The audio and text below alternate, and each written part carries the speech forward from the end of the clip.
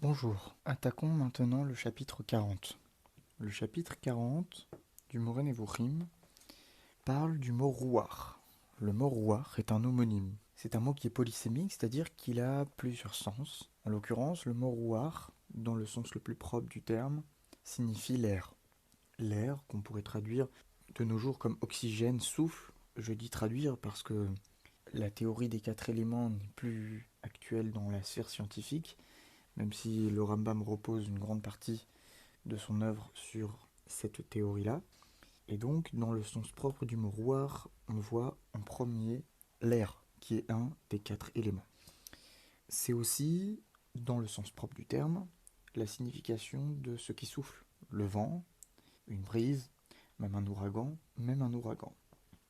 On pourrait aussi dire que le mot rouar signifie l'esprit vital. Et là, ça commence à compliquer parce que la 4e définition du mot rouar, le Rambam dit que c'est ce qui reste de l'homme après la mort.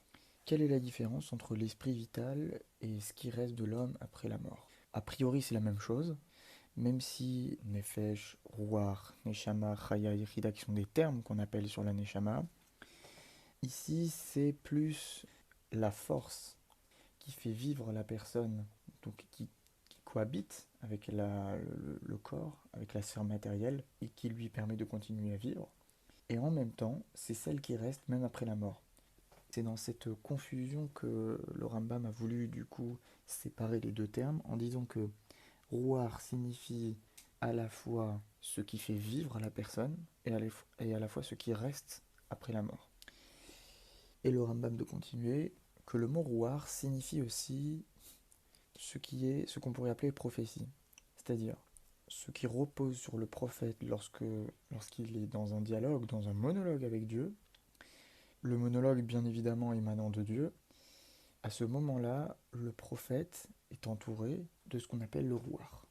Cette inspiration qui entoure le prophète, elle lui permet d'accéder à cette prophétie-là. D'ailleurs, dans le sens très superficiel de ce qu'on pourrait lire dans la Torah, on voit que Hachem a pris une partie de ce rouar-là qu'entourait Moshe et l'a déplacé, il a partagé avec d'autres Zekenim, avec les 70 Zekenim notamment, Ve'atzalti minarouar.